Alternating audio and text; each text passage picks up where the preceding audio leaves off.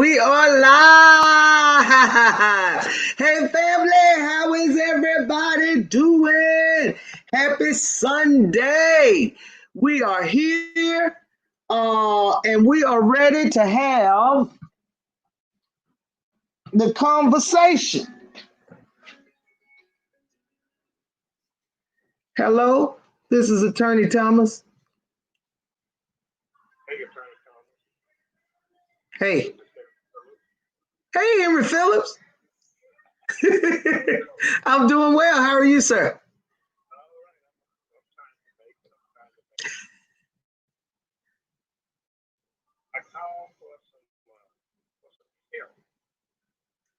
Okay.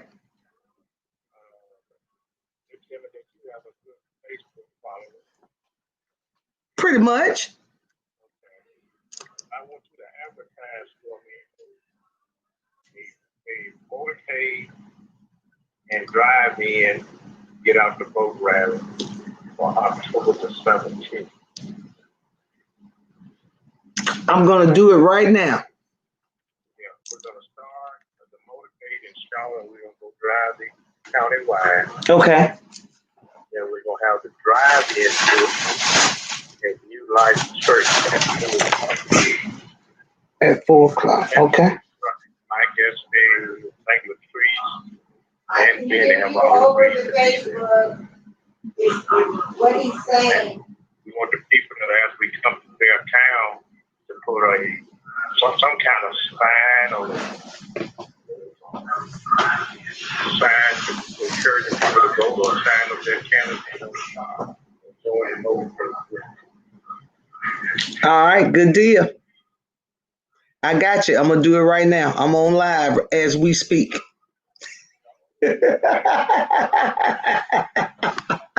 So I got you covered, sir. Anytime. Yes, sir. All right, bye-bye. All right, family, y'all heard that. Y'all heard that. Y'all heard that. Y'all heard that. That was none other than Mr. Henry Phillips. He is handling Congressman Benny Thompson's campaign here in Bolivar County, and they are having a drive-in motorcade this coming Saturday, October the 17th. All right, they're going to line up and start in Shaw, and they're going to ride the county. If you want to be a part of the motorcade, simply decorate your car with the candidate's information, and when it comes to your city, just pull in line. And we're going to ride through the county, and we're going to end up at New Life Church by 4 o'clock Saturday afternoon. The motorcade should be at New Life Church, where we're going to have different speakers there.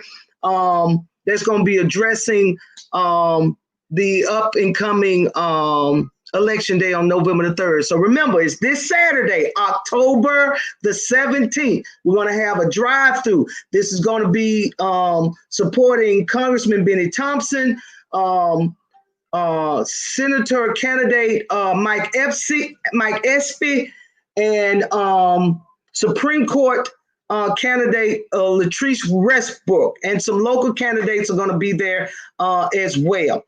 And so he called me just in time to make that announcement. And so we wanted to get it out there to you guys so you all would know. We will make the announcement a little later on in the broadcast as people come in. Hey, Kiwi Brown, how you doing? Too blessed.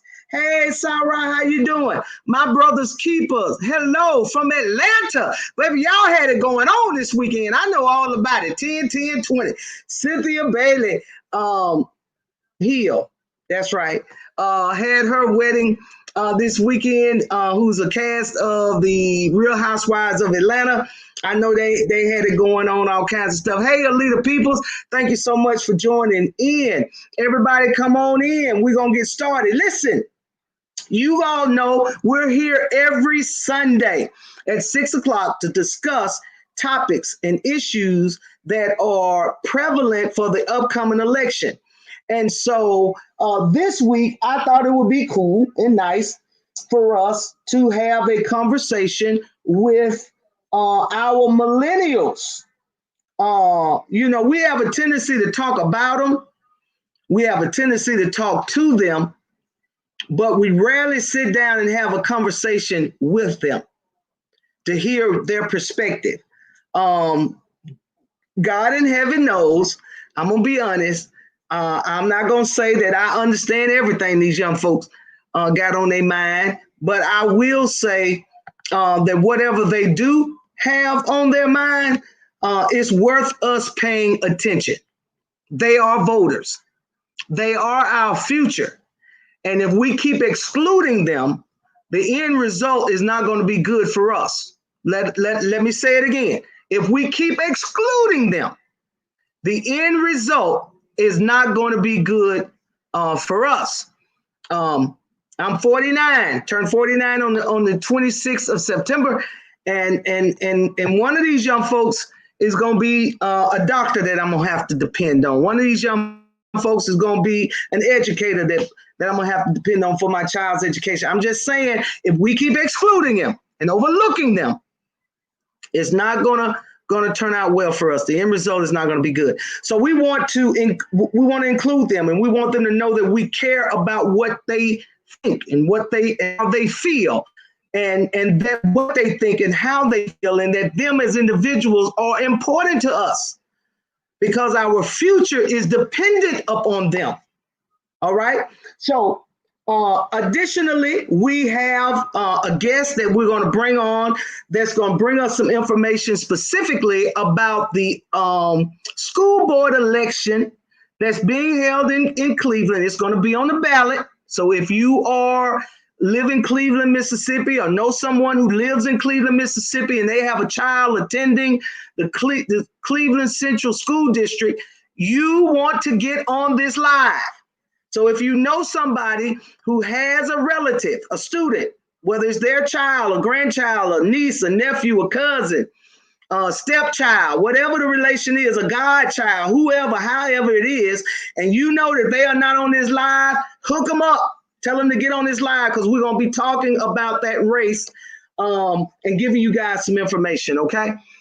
Again, for those of you all who are here and who may not know, our broadcast is being sponsored. One of our sponsors is One Voice and their civic engagement grant. We are thankful to them for giving us an opportunity to participate and be one of their grantees. We also want to send a thanks out to Shawana Jeffries Ford, who is an author and just released the book Against All Odds. She is a financial supporter of the channel. And so we want to send thank you out to her as well. And we definitely want to thank our viewers who are here, because to the success that this broadcast is because of you. And we thank you for coming and being with us here every Sunday. For those of you all who may not know me, it's me, Attorney T. I got with me to start off two young men that I want to introduce to you all, that I'm so blessed and happy to have with me here this evening. Okay, and I got some information that I have about these gentlemen, and I wanna read it to you guys. Want to be fair and let you all know exactly who we have coming on. Okay, all right. The first gentleman that's coming on, his name is Duvall Jones. Mr. Jones is a lifelong resident of Inkster, Michigan. And I hope I'm saying that right. He's going to correct me if I'm not. Inkster, Michigan. Duvall made history in November of 2015 when at 20 years old, he was sworn in as the youngest person to ever sit on the Inkster City Council. His effectiveness as a councilman blossomed into a successful, record-breaking campaign during the summer of 2016. Duvall was selected to be the Democratic nominee in the 11th State House District, and he went on to win the general election. Brandon, close that door. Y'all excuse me. Becoming the youngest state representative in Michigan's history, as well as the youngest lawmaker in the country. Since then, he's been reelected and remains one of the youngest lawmakers in the nation. The next young man that I have that's going to be with us this evening, his name is Mr. Mario A. Giles. He's a native son of Cleveland, Mississippi. He's the founder of the Winners LLC, which is a community organization focused on making a profound statement to youth and adults about alike that one's upbringing does not have to be a determining factor for their future. And we know that to be the truth. Mario is a current member of Masonic Lodge Sunshine number 99 of Cleveland, Mississippi. My brother, as an OES sister, God bless you. A current member of the National Association for the Advancement of Colored People, that's the NAACP. He's a current member of the Home Care Association of America, past vice chair of WOD Hospice and Palliative Care Incorporated. I know that he is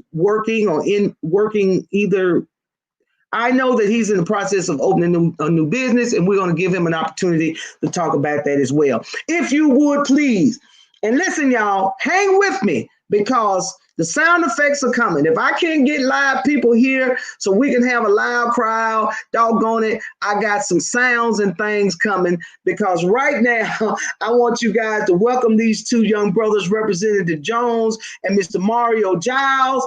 And so put your hands together, woo, woo, woo, woo, woo, woo, woo, woo, woo, and let's welcome these brothers to come on in. Hey, Representative Jones. How y'all doing? All right. Hey, Mario Giles, how you doing, sir? I'm doing good. How are you, Lee? All right, now, Mr. Jones, Mr. Jones, listen to me well, okay? I crack jokes every now and then. I know we're talking about some important stuff, but I layer it a little bit with a little humor, and I'm gonna crack a joke. I'm gonna say something that's off the cuff. So please, I'm not trying to offend you. I want you to enjoy yourself, but we have a little fun around these parts, okay? But thank you so much for being here with us. I appreciate you taking the time and being here. I wanted to reach out and have a conversation with my millennials. It's important. I had another young lady that was going to be here with us, but that sister went off to Atlanta this weekend and missed her plane. And so I missed her being here with us this evening, but I'll get her on and we'll be able to hear from her at a later date. Because I didn't want it to be lopsided. Just have you black men on here and not have a female to buff against you guys. I'm glad you guys are here. I appreciate you. Listen, Representative Jones, if I left out anything out of your bio that you want the people to know about you, go right. I'm gonna give you this opportunity. Let them know what you want them to know about you that I may not have mentioned in my introduction. I mean, first and foremost, Tony T, I thank you for having me on. Good to see my brother Mario down there in Mississippi. It's been a while since I've been down there. I actually grew up down in Mississippi. That's something that might have been out the bar. Yeah, I my stomping ground down there in Pearl and Hattiesburg. All right. I got some moves down there, but I'm just happy to be on the show. I'm looking forward to the conversation. Absolutely. Hey, Mr. Mario Giles. Hey, Lee. What's going on? How you doing, sir? Man, I'm doing great.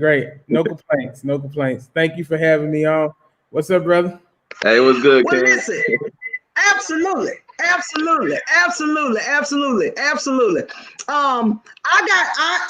What we do is keep it kind of a free flow, conversation. We have this upcoming election coming up on November 3rd, and there's been much conversation.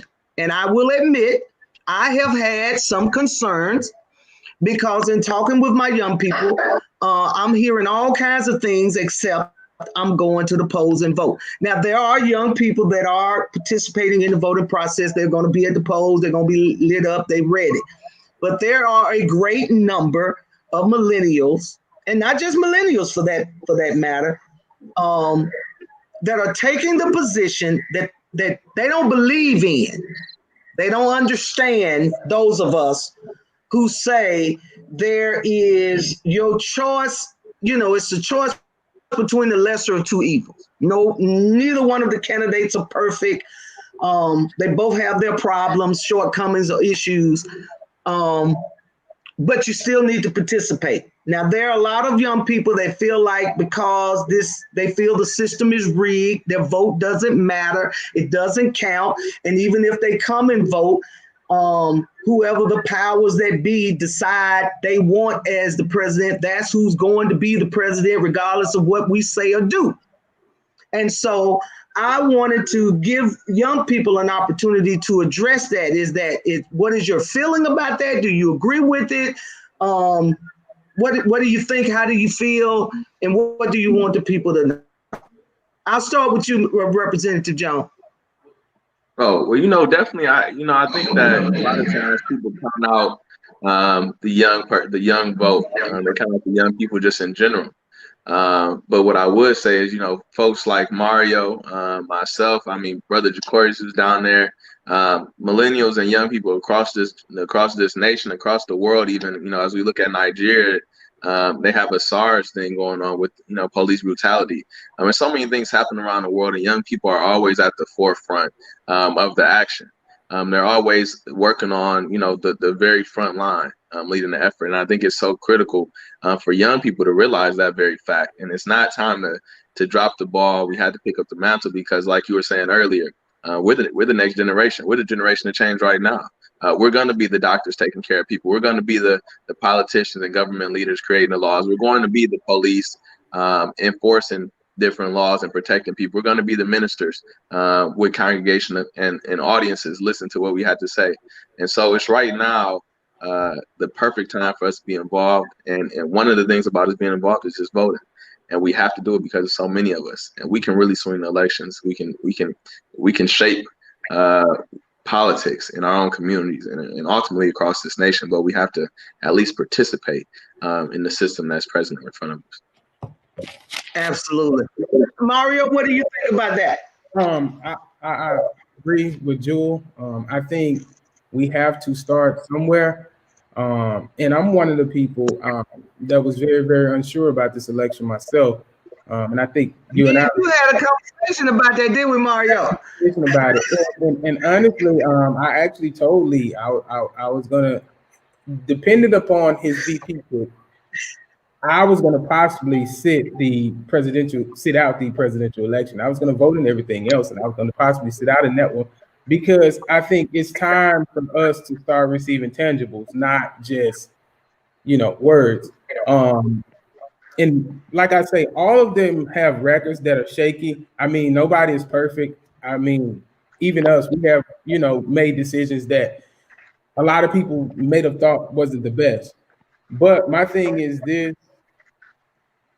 I was very, very bothered by Joe Biden being the champion of the crime bill because that bill dismantled a lot of Black families. And we can say that bill is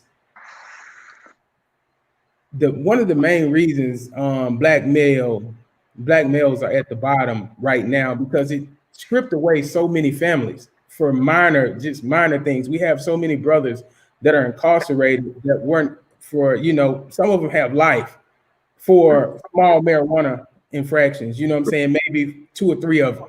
And, they got charged as a habitual criminal because they got caught with 3 ounces of marijuana, 1 ounce of marijuana 3 times separate.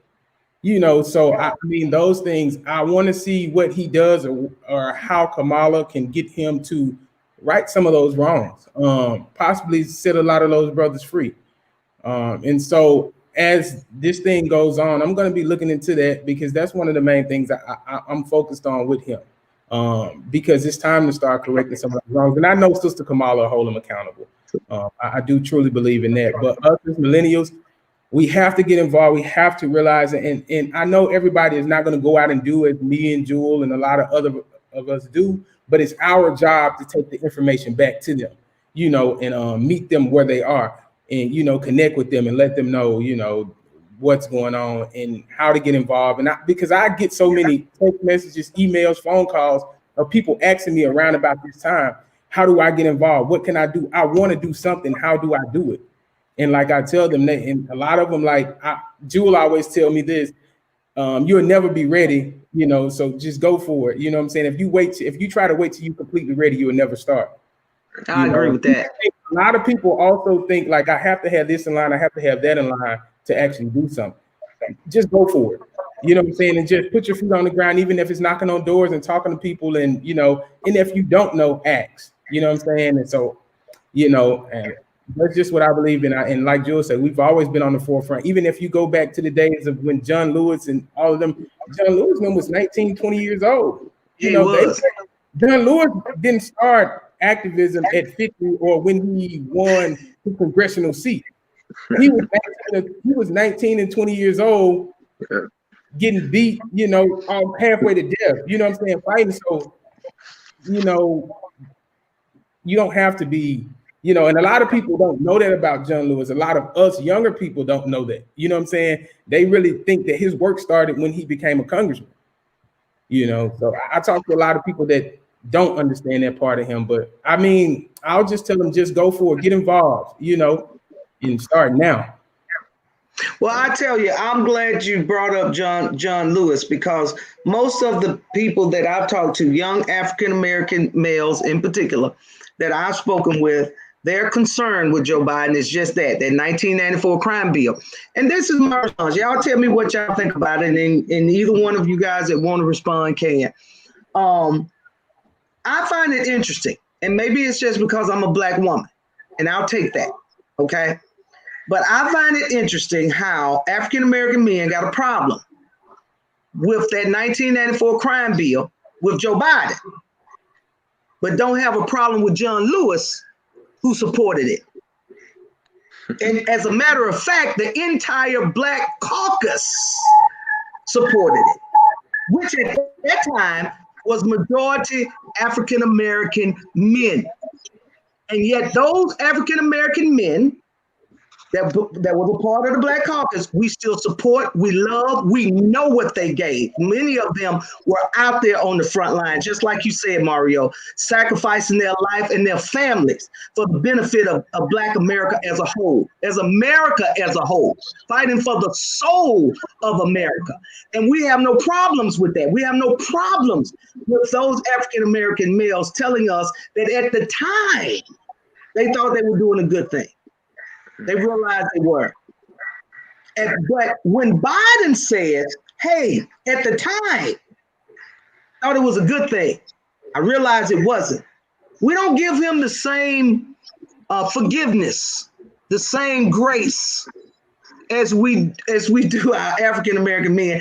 And even for Kamala, because they want to throw Kamala under the bus because she was a prosecutor at the time and prosecuted African-American men. So I'm just trying to figure out, and I'll say it again, it might just be because I'm a Black woman, and I'll take that. But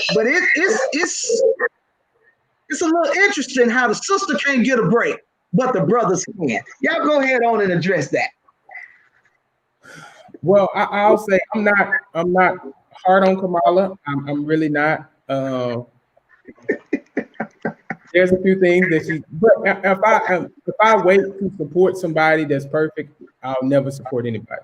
We would not even go to the polls ever. That's what I'm saying. So there are some things that I don't like that she's done now, and I'll go to the John Lewis thing, and a lot of the ones that was in office back then. I am thankful for a lot that John Lewis has done, but there's also a lot that John Lewis has done that I don't like. Now, I'm grateful for the great sacrifices that he made. I don't agree with everything that he done, and that's one of them. I think in his latter years, there's a lot of things that he could have done, on his way out, that he didn't do. But I will say this: his sacrifices, I will always be grateful for. Absolutely, always. Absolutely. Is voting, and that's another story, and that's for all of them, and that's just how I am. And it's always respect and love. I got you. So that's my That's my take on that one. Representative Jones, what do you say? I think that even being a representative like now and like realizing just the gravity of the office and really what the responsibilities are. I look at different things like voting on legislation. Then I also compare that to when a mother or father loses their child, and we're burying people in the community, or you're responding to calls throughout the day. Like the job has so much of work associated with it. And so when I look at voting records and things of that nature, in my mind, I've always been in the mindset that you get what you negotiate, not what you deserve, right? And so there's a lot of different details, when you're talking about bills and policies, especially when something's going to pass through, or if it's on the cusp of passing through, and you can possibly make it a strategic vote for yourself.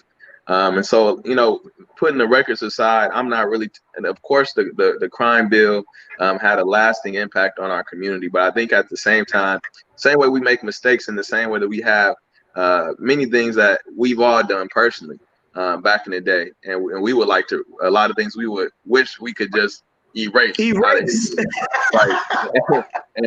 But we can't. But the key now is that we have an opportunity now to do something better. To do what's right. So, that's right. I think presently at the moment, we just have to figure out, hey, on November 3rd, 1 and 2 people are going to become the president. And I think that one is clearly better than the other one. And so it's up to us to make sure that we do our part to at least attempt to make a change.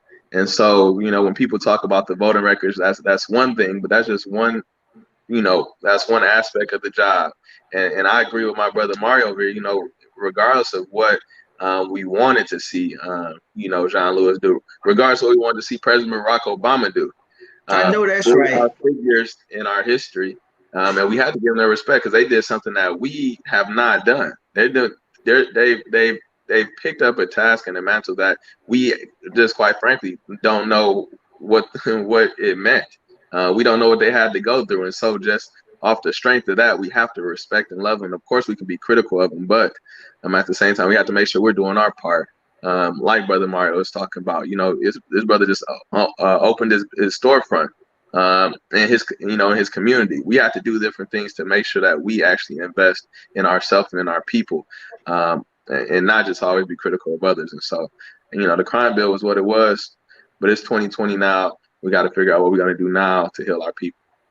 Absolutely. And Mario, about your business, I'm so proud of you. And we'll talk about it towards the end. But although I'm proud, I'm also upset, yes, because you act like you couldn't bring a business to roast there. But that's okay. We're going to talk about it later. Don't worry about it. Don't worry about it. Don't worry about it. That's okay. That's all right. Eventually, we're going to have one store in 2 locations. Ain't that right?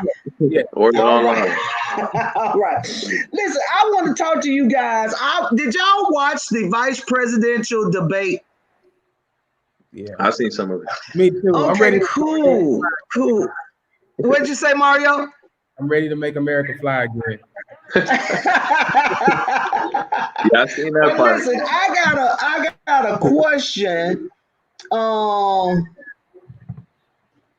I got a question. It said one of the questions that was asked at the vice presidential debate, I picked out a few that I thought really were good, poignant questions, even though I don't believe either candidate answered them too much. But I did think that they were very good questions for conversation. One of the questions that was asked by the moderator was about COVID-19. And we know now that the president lied about what he knew and how soon he knew it. That's not up for discussion. It's accepted across the board that he lied. Now, but the one thing that Trump did do that Biden criticized was Trump suspended travel, right? He told those people from China and different places they couldn't come in. And Biden, along with a few other people, response to that decision was he's a xenophobe. He's spreading hate mongering and fear against Muslims and other people. And although he lied about what he knew, how soon he knew it, the severity of it, which would have been helpful to us all, because knowing that it was severe, I'm sure that out of that 200,000 people that lost their lives, that number most likely would have been a lot less. But what do you guys say about the fact that Trump, who I believe made a good choice in shutting down people coming in from those areas where we knew people were highly and heavily affected, and yet Biden said, hey, he shouldn't have done it. Because if we hadn't, and I'm not saying that everything Trump did was right, but I am saying that if he hadn't have done that, there is a good possibility that that 200,000 would have been even greater. So what do y'all feel about that? What's your position about that? You know, I think that, of course, he had a decision to make. I don't have all the details, you know, readily available in front of me. I'm not exactly sure the entire scope of the situation.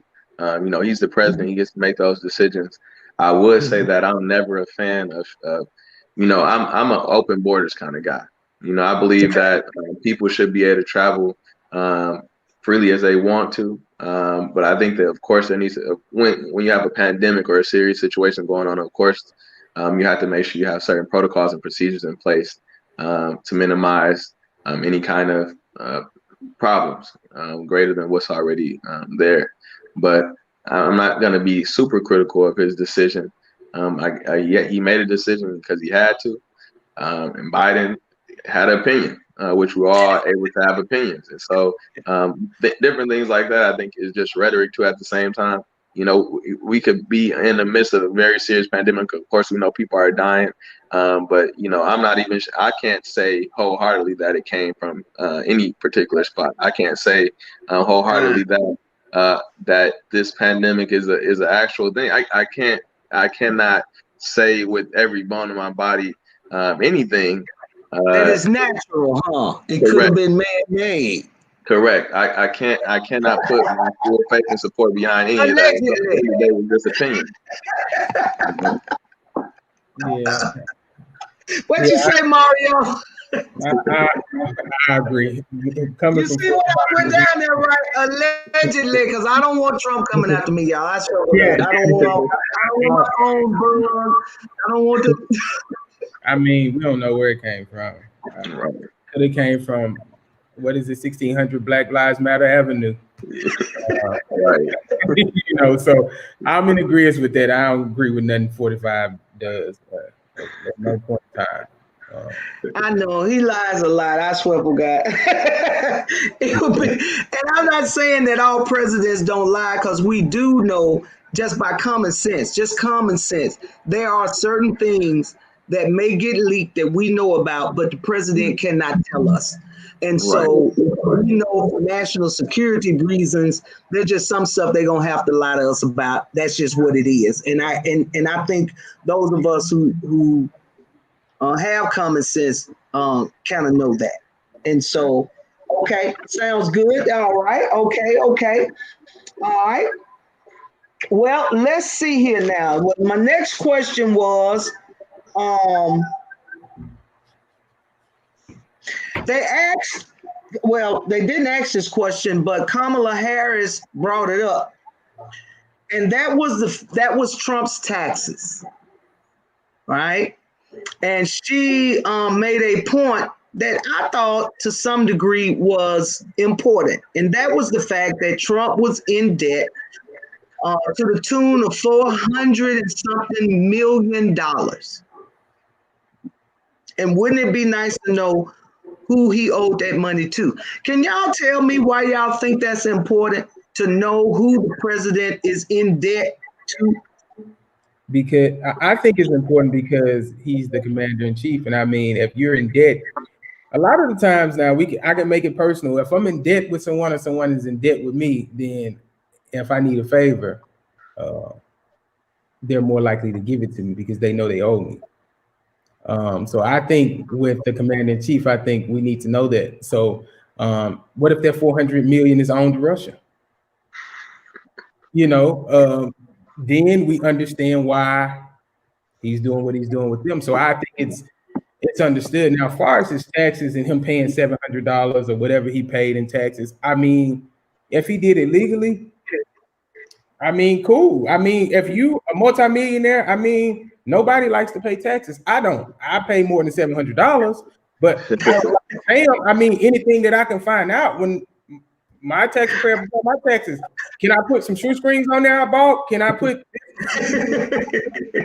paying $700 doesn't bother me. I mean, if he did it legally and there's loopholes, we need to go find them out so we can use them. Correct. So the $700 thing doesn't bother me. Who he's in debt with, why he's the president, I think we need to know that, because there's been a lot of things going on, like with North Korea and Russia and all of that. So I mean, he may owe some favors. Representative John? I would have to agree with that. I think, Brother Mario's basically saying, it's a conflict of interest of having a president who might be in debt with somebody. And we don't know why he's making particular moves or how he's doing it or where it's coming from.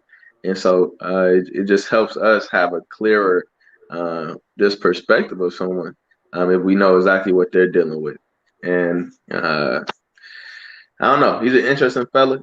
I was on Twitter when I seen the news about how much he had to pay compared to what other people had to pay, people who make much less than what he made in his lifetime. And so I think that although that's probably an unfortunate situation, I'm with Mario on if it's legal and if it's a process for it.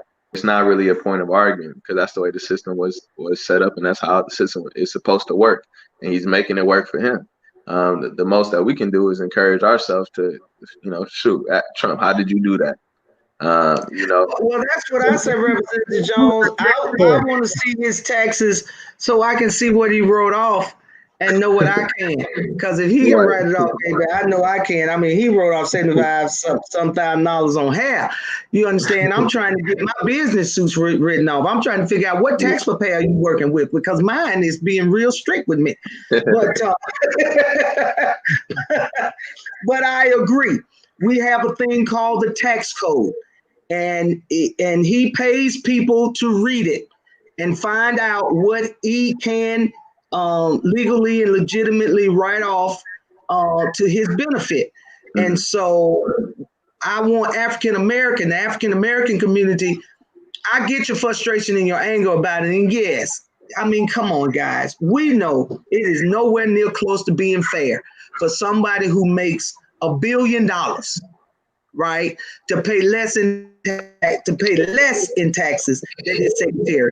Warren Buffett says it all the time. It is a shame that he pays less in taxes than his very own secretary. And so it is also a reason. I want to speak to you now. If you're in the African American community, listen to me good. This is why I push the issue. Me and other people that are like-minded push the issue about business ownership. Because you have an opportunity to tax credits and tax benefits and tax write-offs when you own a business and you are not working for somebody else. And I said this to a young lady, a friend of mine, that it is amazing to me how we wake up every morning and stress and hate and near about cry and figure out a way how not to get up every morning to go to a job to make somebody else a millionaire. But we won't take that same energy to wake up to make ourselves one. And then we turn around and get an attitude because they're doing better than we are. Come on now. Y'all got to talk to me and help me. We can do better when the information like that is coming out. Get it, and then once you get it, apply it. Would y'all agree with that? Oh, definitely. Most definitely. Okay. All right. All right. Mr. Mario, I heard Ms. Representative Jones, and I said earlier about your business. You're starting a new business, are you not? I am. Tell us about that right quick. We actually opened yesterday. Our grand opening was yesterday. It's a business. My nephew, and, myself, and the guy Adrian Scott. We opened up Urban Boutique in a manufacturing company. So we're full-fledged print shop also. So we do screen printing, heat press, vinyl. We also sell Jordan. We sell all high-end sneakers. We sell urban gear. We have our brands in here, which is Young Bosses and the Winners. And so it's just a space for us. And we made it more like a chill space. You can come in and sit down and read books, listen to music. If you have questions about fashion, I mean, we're going to try to answer them. We're getting ready to bring in a full-time seamstress here. She'll be in the building actually creating apparel. And so, you know, if you need t-shirts, anything for your business, class reunions, family reunions, whatever, we'll be able to do that here at Inventory Clothing and Manufacturing. We're here to serve the community, and our hours are Monday through Thursday from 10 a.m. to 6 p.m. and Friday and Saturday 10 a.m. to 8 p.m. And where are you located, Mr. Mario?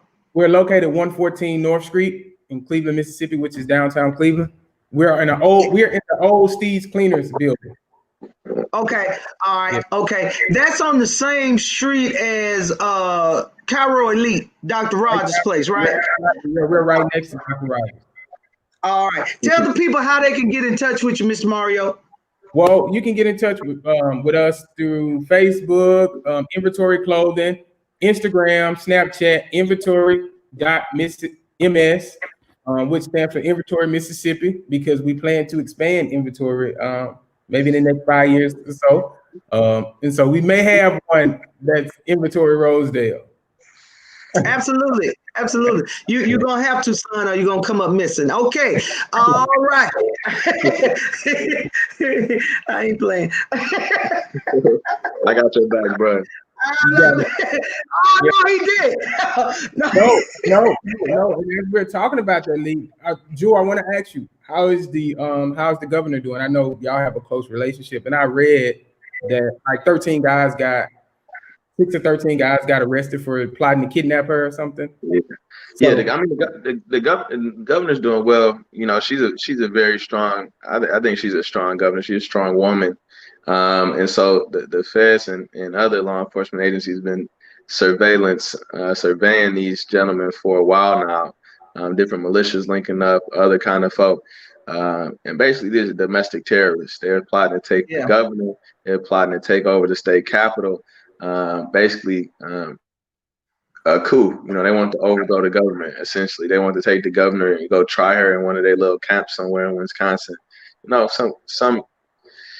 I don't know what's going on with these gentlemen, but I heard that they wanted to cut it off now because the folk were getting ready to spend some money to get something. Now, you know, had it been me, I'd have let them keep going a little bit more so we could attract the dollars and, you know, put the whole play together and shut it all down. But they got a couple of these fall guys who were just out front, you know, making some noise, whatever. And so the governor's fine. I don't know what's going on with them people. There's many more that's out there like that. So I think it's important for us, especially with the leadership from our president coming down to a lot of folks that like to listen to what he has to say. We need to continue to be vigilant, make sure that even now we're looking out for each other a lot more. But she doing good. She ain't got no concerns. I know her head of security. You can get down. Okay. You know? Representative Jones, how can people reach out to you? To reach me, I mean, you can always catch me on social media. We're on Instagram and Twitter at Joel Jones, M-I, JEWELLJONES, M-I. Facebook, my name is right there. And then anywhere else you can find me. You know, I'm not a hard cat to find. Come catch me in these streets out here, back in Michigan. And you know, I work for y'all, so I'm here. Well, I'm gonna let you guys go. I got another gentleman that's gonna come in and talk about the local race we have coming up in Cleveland. But listen to this question right here, guys. I think this is interesting, and I at least want you guys to address this before you all leave. This question says, "Is President Trump trying to initiate a civil war?" Y'all think that? Yes. And I also think if November the 3rd doesn't turn out in his favor, he will not leave the White House peacefully. And so I've been stocking up, me and my guys, we've been stocking up. And I tell all my people, use your Second Amendment rights, please. Stock up on ammunition. If you can legally get you some firearms, get you some. Because there is no telling what's going to go on January 20th, 2021, when it's time for him to leave the White House. And there's no telling what's going to happen November the 3rd, because we have to realize now he's going to be there 2 more months after he loses. So in that period of time, I need to know, This is an interesting question here by Ms. Ora Jackson. It says, if it were legal, he wouldn't be trying to hide it. Now, that's interesting. That's interesting. About his taxes. That's in reference to his taxes. They've been asking him to release his taxes. He wouldn't. And it took a court order telling him that he had no choice but release them for us to even know what we know about him. And so her statement is, hey, because we're talking about if you got a tax code that gives you these benefits, owning a business, you take advantage of them. But her point to question is, hey, but if it was legal, then why is he hiding it? And I just put that up there to say that is a good point to ask. Because honest to God, if I know I was writing off what the law says I could write off, I don't care who can look at it and see it. Yeah, but I don't know.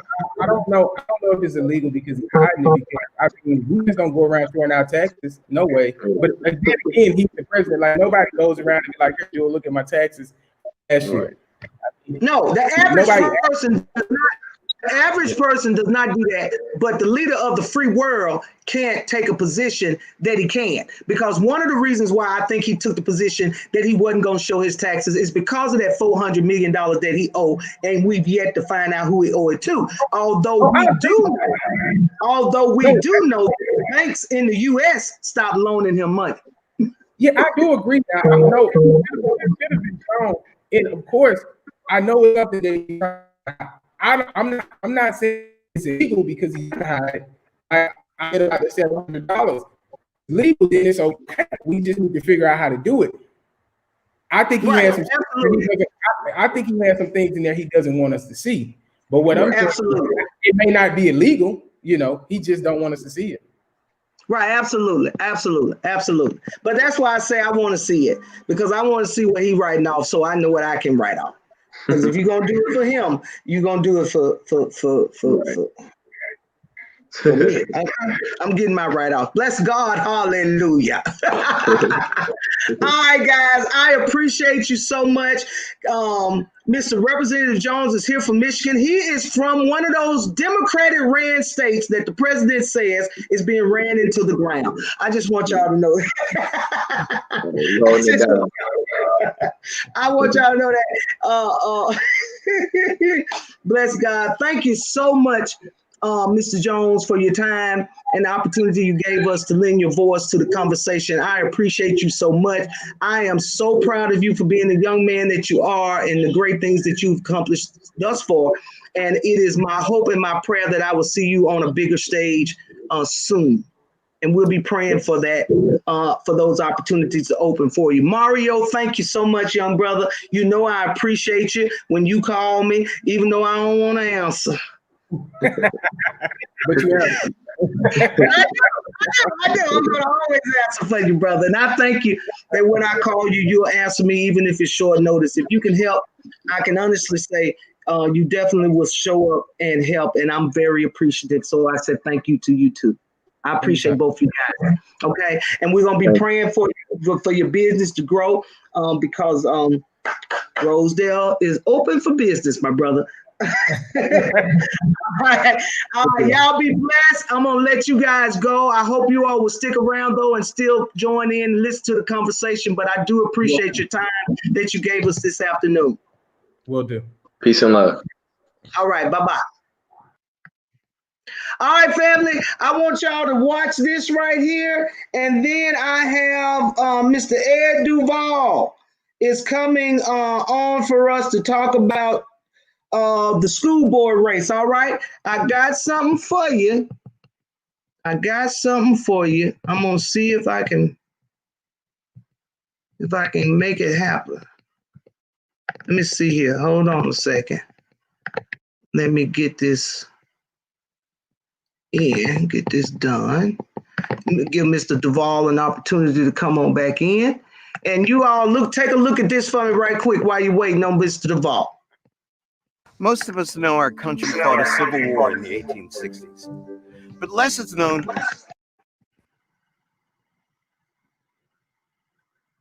about what came afterward, the chaotic, exhilarating, and ultimately devastating period known as Reconstruction. It was a moment of profound change with promises of citizenship and equal rights for all. One of the greatest achievements of Reconstruction was granting Black men the right to vote. In 1867 alone, over 80% of all the Black men in the former Confederate states registered to vote. 3 years later, Hiram Revels was elected the first Black man to serve in the United States Senate, and Joseph Rainey became the first Black United States Congressman. Their election paved the way for more than 2,000 Black office holders who served at every level of government during Reconstruction. There are not many moments in recorded human history where a group that was so subordinated would, within the space of a decade, actually be integrated into the highest echelons of political society. Men's access to the ballot, along with other key rights during Reconstruction, were throughout the South. In 1875, near the end of Reconstruction, the 44th Congress included 7 Black House members and a United States Senator. By 1900, only one remained, Congressman George Henry White of North Carolina. By the time George H. White leaves office in 1901, he literally turns the light off on national Black political leadership. No one will come behind him for an entire generation. One of the cruel ironies of Reconstruction is that Black people could claim certain rights in the 1870s that they would have to fight to reclaim in the 1960s. A sobering reminder that achievements thought permanent can be overturned and rights can never be taken for granted.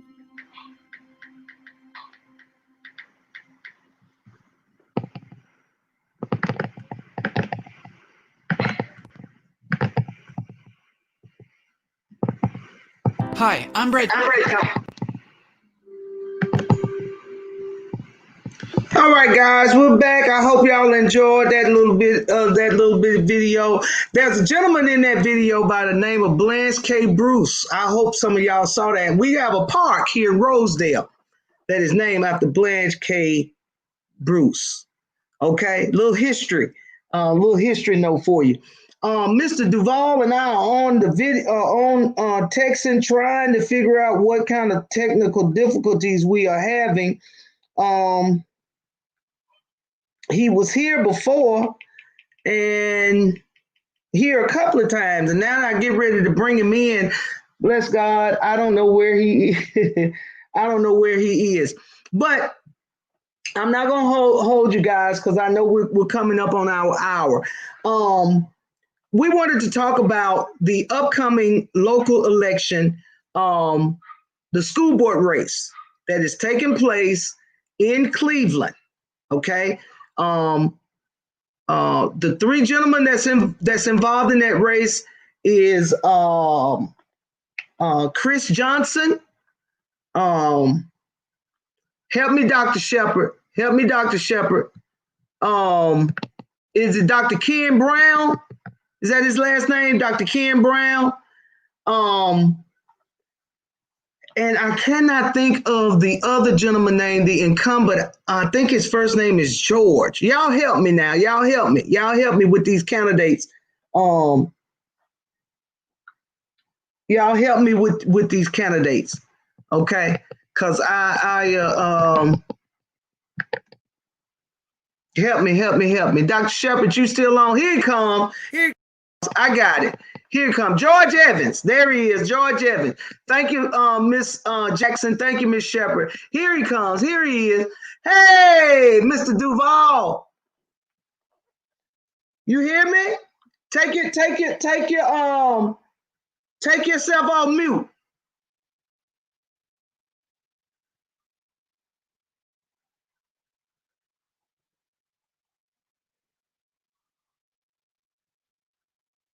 While he's figuring out how to take himself off mute, let me tell you a little bit about Mr. Edward Duvall. Mr. Edward Duvall, I might have you on mute. It might be me, Jesus. Lord have mercy. I'm putting it off on him, and it's me all the time. Yeah, it's you, Mr. Duvall. It's you. It ain't me, it's you. Ed Duvall is a graduate of Eastside High School, 1977. He served in the Marines from 77 to 83, served in the Army from 88 to 98 and retired. Graduated from National University, 1986. Graduate Mid-America Theological Seminary in 2004 with a Master of Divinity. He planted a church in Cleveland, Mississippi in 2005 and is currently pastoring the same church. And he is an advocate for the Cleveland Central School District. There you go. You got it.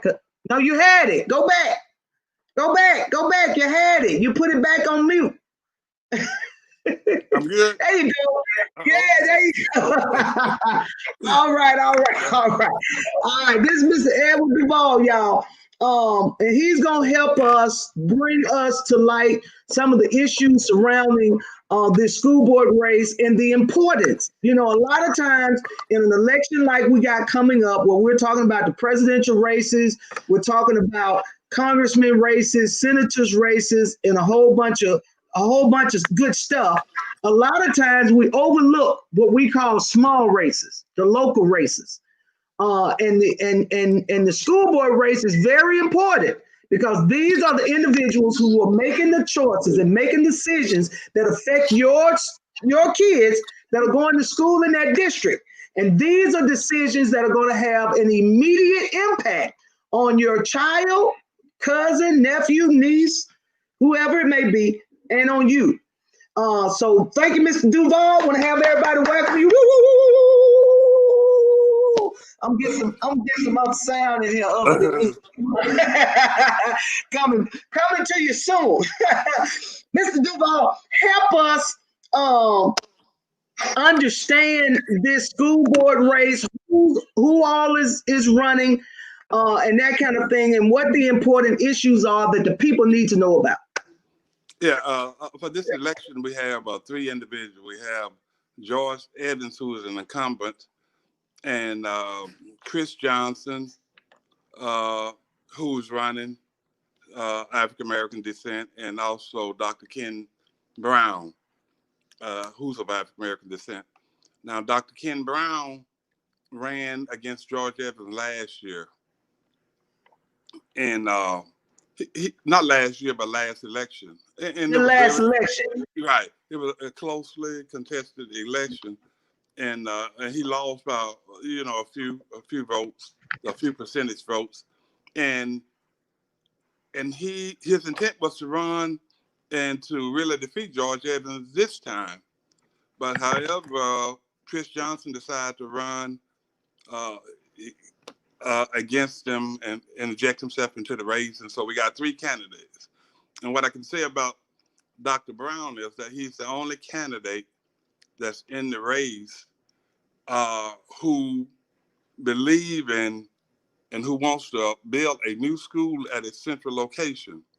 He's the only candidate that's in the race who don't want to spend $31 million to patch up Cleveland High and Margaret Greens for another 10 to 15 years. He's the only candidate in the race who wants to preserve Eastside D.M. Smith in the community as mandated by Judge Brown and approved by Department of Justice. And he's the only candidate that's in the race who I feel that want to bring equality for all of the kids, a quality education for all of the kids, and bring in different programs for the kids to so that they can be able to compete on a global level once they leave high school. And so I got you.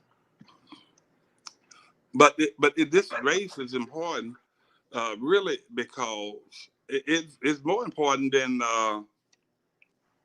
the presidential election. Because this race here will determine the future of this community for a couple generations to come. The school board is proposing and came up with plans to take $31 million of taxpayers' money. They didn't intend for the taxpayers to have any input into that decision-making process, but they're going to take that money, and want to take that money, and put it into these dilapidated school systems. Who knows, that may last 5 or 10 years. Now, that's going to raise our taxpayers' dollars, and those, and we'll be paying on that school those dilapidated schools for probably a couple of generations. Once that school, you put that money into the school, it'll be our school district going to become indebted for a couple of generations to come. And we won't be able to build a new school for a couple of generations. So it's important that the people get out and vote, and let's put a stop to that. Let us talk about it, and let's build a collaborative effort with all of the citizen business and elected officials. Let us all come together to to come up with a plan, and let's build a comprehensive plan to build a school that's going to last for another 40, 50 years. Well, I'll tell you, for whatever it's worth, I don't have a child in the Cleveland School District, but I am an elected official of the county. So I am concerned about what is affecting citizens in the county as a whole. And I am a proponent of a new school. I not just there in Cleveland, but I believe that if we intend to maintain the West Bolivar Consolidated School District, I believe instead of throwing a bunch of money, same thing, into trying to rehab buildings that we say ain't worth it, right? That we would just join and band together to give our kids a state-of-the-art new building that will be there, as you say, for generations to come. And they'll already be equipped, hopefully, if the leadership is right, will be equipped with the technology of not only today, but that of the future, that would allow our children to compete. And when I say compete, I mean compete with any child, anywhere. And I am afraid that right now, our children are only being educated to compete against a child that's sitting in the seat next to them, and not necessarily a child that's in Atlanta or a child that's in Michigan or wherever the case may be. And I say that specifically because of personal experience that I've had. Okay, I tell this story to people that I traveled to Atlanta one year, took my son there for the summer, and we went out to the Martin Luther King Museum and all around to show him, historical stuff and educational things.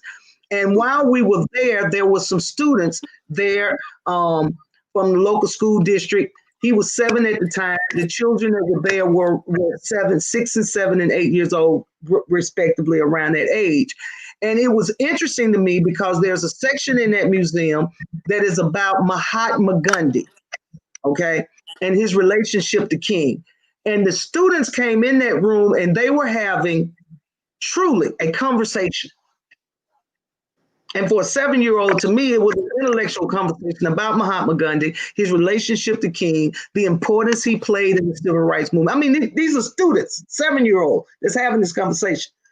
And I know they were 7 because I asked, because I was impressed by the conversation. And I'm trying to figure out, oh, this must be one of these little child geniuses that they talking about. And I started having conversations with the kids, find out they're regular kids, and this is just a part of their education that comes with everyday teaching and educating. And it irritated me so that I went and found my son, brought him back in the room and asked him who this guy was. And my baby hunched his shoulder and like a Mississippi child said, I don't know, Mama, I don't know. And I'm like, what you mean you don't know? And what it did was expose me to the fact and to the clear understanding that it is why I have a problem with these standardized tests, because some of the information that's on these tests that are acts of kids, you're asking kids about things that they have not been introduced to. They don't know. How do you expect them to pass when they don't have information that is needed to take the doggone test? And that's no fault of theirs. We're just working with what we're working with. And I want my child, like I'm sure any parent does, want their child to be able to compete against any child they have to come up against. And so for me, I understand the importance of the school board, because these are the leaders. These are your people who are making the decision as it relates to curriculum, as it relates to whether or not there's going to be a robotics program, a coding program, a STEM program, whatever you call it. These are the people who make the decision whether or not your school district is going to be teaching your children this information. And if you got people who want to keep things as it's always been, there's no way for our kids to compete in a future that they're not being prepared for. And so I want everybody to understand and to know the importance of coming out and voting this November 3rd. There are other things on the ballot outside of the presidential race and your congressman and senator's race. We have, as an example, we got the flag. Now we fought, we raised our voices and made the people hear us that we no longer wanted that Confederate flag. Okay, people, they took it down. But now we have to show up on November the 3rd and vote for the alternative flag. If we don't vote for it, we won't get it. How about them apples? Okay. All right. We also got to come out on November the 3rd and vote for the initiative that deals with removing the extra restraints on a statewide official being able to run and win on the popular vote. Right now, the way our system works, if an individual ran for a statewide position and won, they would then have to win the individual 122 jurisdictions. And that can be very difficult. So we want you to show up and vote that, yes, you want that law to change. Okay, you want that law to change. All right. Or if you don't want it to change, for that matter, then show up and vote no. Whatever your preference is, we just need you to show up and get to the polls. Okay, we have another initiative on the ballot for medical marijuana for those individuals who are suffering from illnesses like lupus and cancer and severe seizures and things of that nature, that the only thing that helps these people is those opioids. And we know the issue with those. Marijuana has been tested and proved that they relieve some of those issues for these people. And we want to give people an opportunity to not only live, but have a good quality of life. And so if you support that initiative, you're going to vote twice. You'll vote yes, that you support the initiative, and then you'll come back and you'll vote a second time for Initiative 65. If you do not agree with it, you'll simply vote no, and that'll be it. Okay, and then we have the local election that's there in Cleveland. My folks, if we're in Rosedale, we won't get the school board ballot. But the people in Cleveland, will get the school board validated, especially those that's in that jurisdiction or in that district of the school board member that is running. We need you to come to the polls and vote, okay? Don't say you wish somebody would have run and you ain't cast a vote for nobody. Anything else you want to say, Mr. Duvall?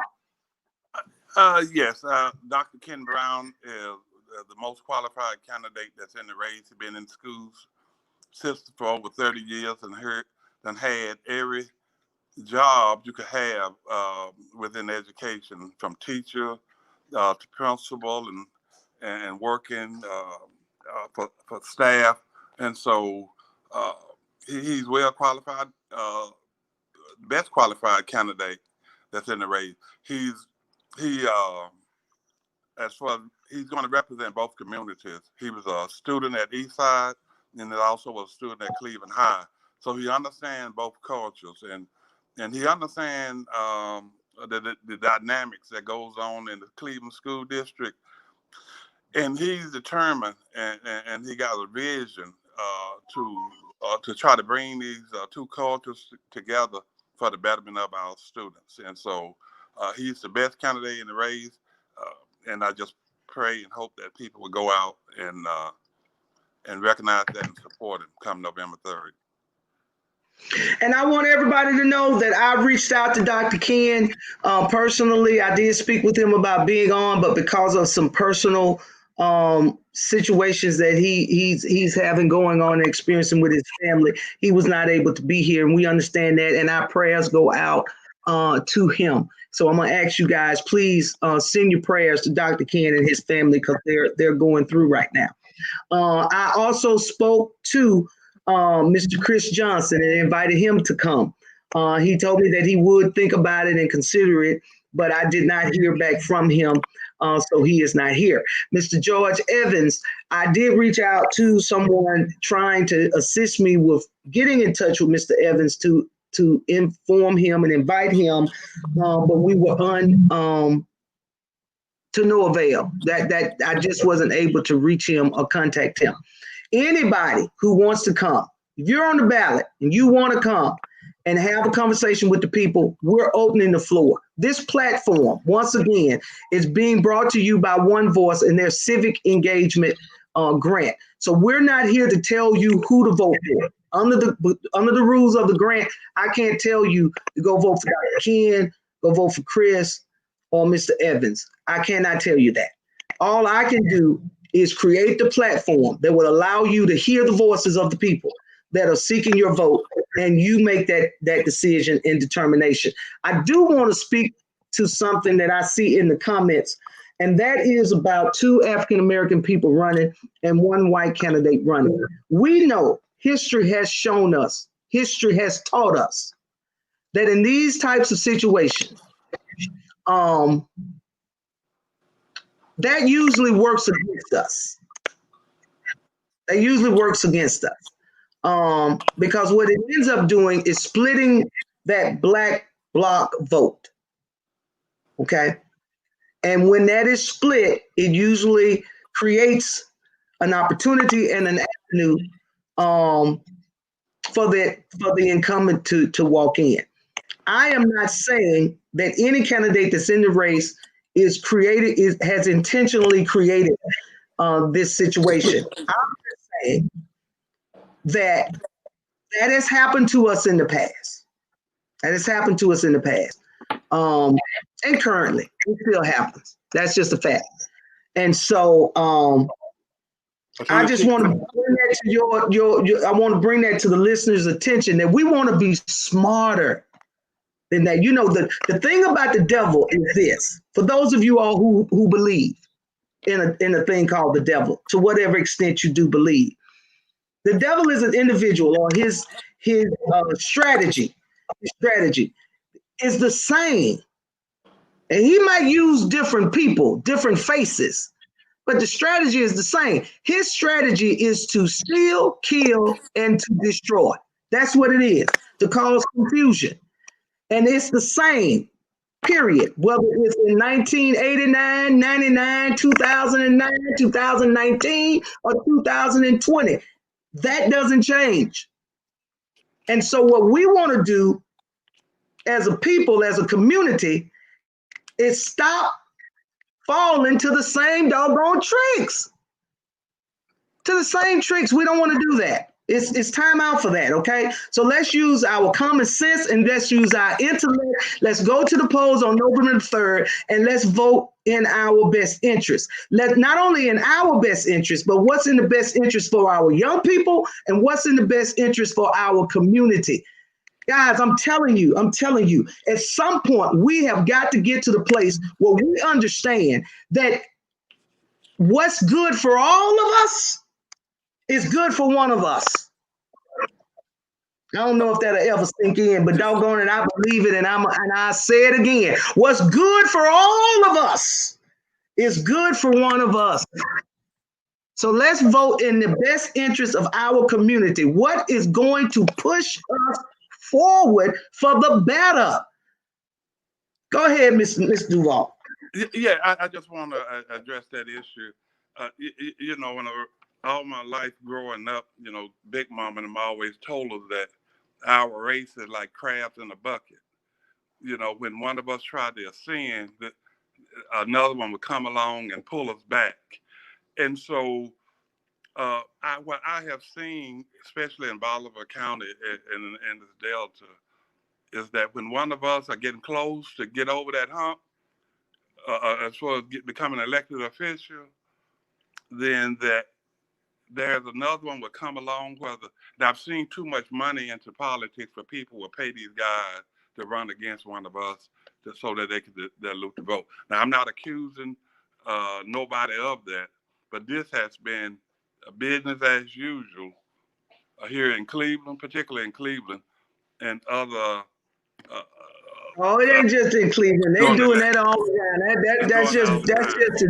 That's a strategy and a trick. And like I said, I want it clear now. I'm not because as far as I know, I'm not saying that anybody has done this. I don't know this.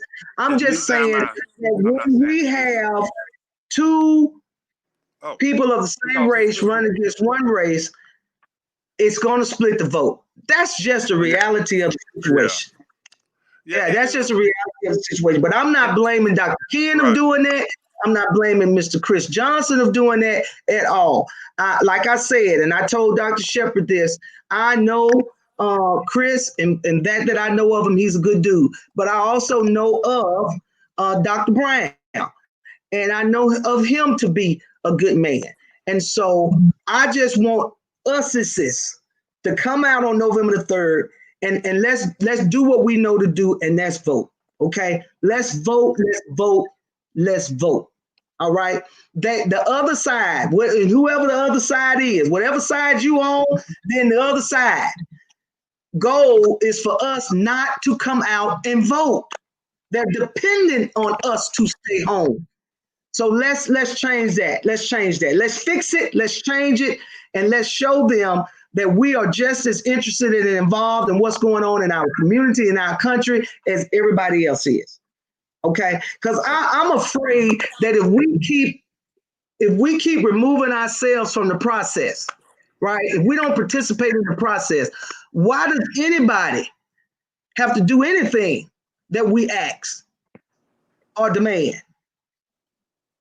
You know, I said this about I said this one time on a comment on my YouTube channel about the presidential debate. Don't mess around. All of those of us, African-American descent, who are saying they're not voting because of this, that, or another. They don't care for Biden, they don't care for Trump, they don't care for Kamala, whatever the case may be. But if these people are able to get in office, or on Trump's perspective, maintain his position in office without us,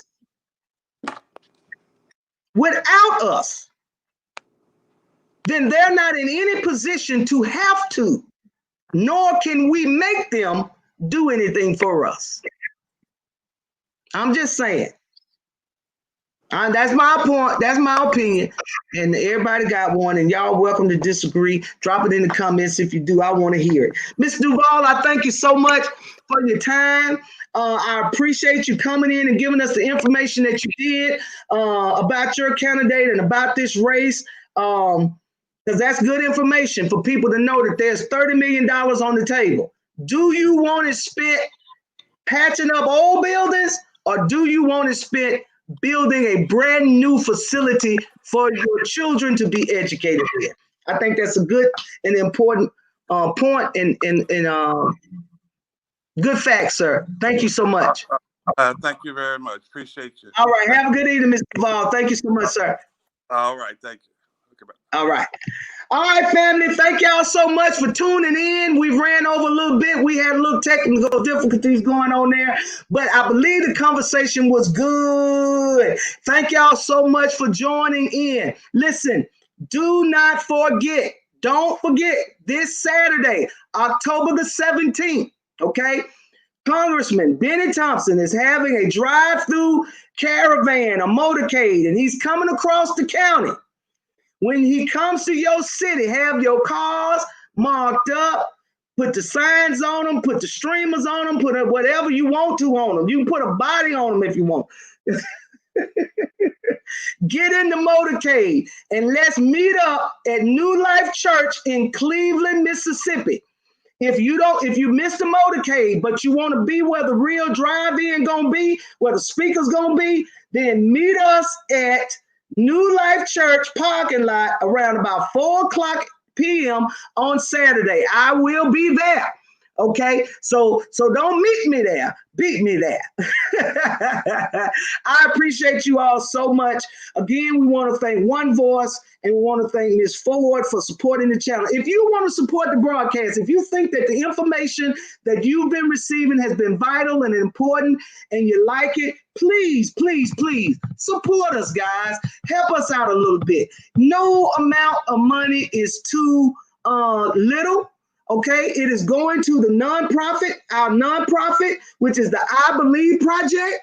Okay, and you can send cash out payments. You see it at the bottom of the screen. My Money Matters. Just send it there in the for section. Put for the live stream, voter conversation, just something to let me know this is a particular donation for this broadcast, and we will give you credit. Listen, the I Believe Project is a 501c3 nonprofit organization, so you can write off your donations on your taxes. And Dr. Shepard, I heard you. Dr. Shepard asked me if I would find out in the tax code what kind of things you can write off to help people. Ha ha ha ha. She's so funny because I ain't finna read the tax code. No, it's long and there are other people that do that. But what I will do, because I do think it's valuable information that the people need to know, I will bring somebody who has who understand it and know how to apply it. Okay. Things that Joe Biden, Mike Pence, made a real issue about at the vice presidential debate was that if they repeal Trump the tax credit, that $2,000 that's in there, y'all gonna miss it. $2,000. That's $100 and some a month. And when you finish with taxes, your dollar don't go as long as it used to go. And I'm not saying that $100 and some a month is not a blessing and a benefit to some people, because it is. But to the majority of us, it's not. It's not. You want to give us a $2,000 credit, right? But the millionaires are getting billions of dollars in credits.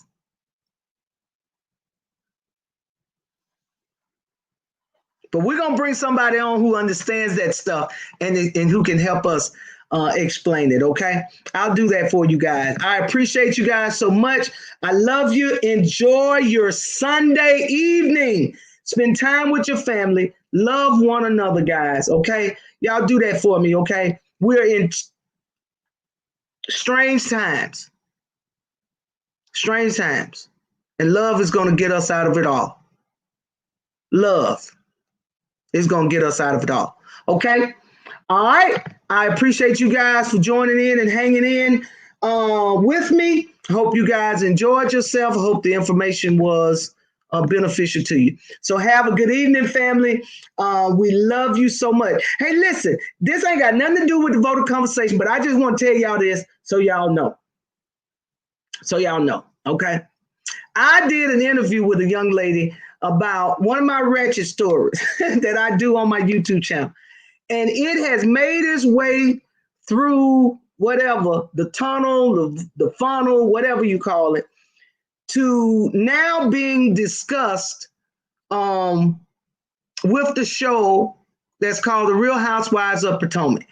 If you haven't seen that video, it was a live stream that I did with a young lady. The title of it, I think, is Jamal Bryant, The Other Woman Speaks, or something like that. But if you haven't seen that video, go over to my YouTube channel and take a look at it. I'm going to do another one because some more information has come out to make that story a little bit more interesting than even that interview was. But I'm just blessed. I'm thankful that the Lord is expanding me and enlarging my territory. And I made a joke on my Facebook page when I say, you never know. You never know, guys. From this, we might find us a Real Housewives of Mississippi. You just never know. God is good like that.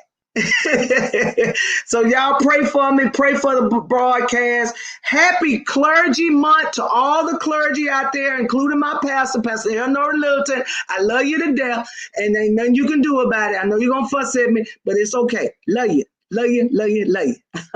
All right, y'all. God bless. Good night. We'll see you next week. If you look on my card that I posted, there's an error. It had the 4th and the 8th. That should have been the 4th, the 11th, and the 18th. Just a typo error on the flyer.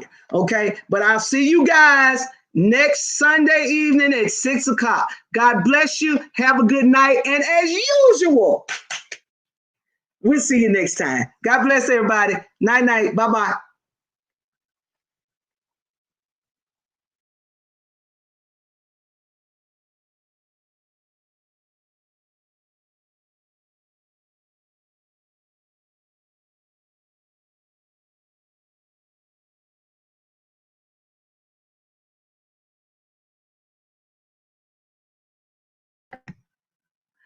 My bad, y'all. I left the stream but forgot to close the end of the broadcast. Good night. Bye-bye.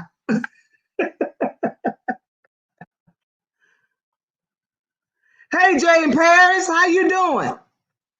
How you doing, sir? I hope all is well. Hey, hey, hey. Good to see you. Katira Edison, thank you so much for coming in. Zenobia Jackson, thank you so much. Lita Peoples, thank you so much. Dr. Shepard, you already know I said thank you. My brother's keeper, thank you so much. Donnell West, thank you so much. Coffee Hardy, God bless you. God bless you. Thank y'all here. I appreciate y'all so much. Y'all be blessed. Bye-bye.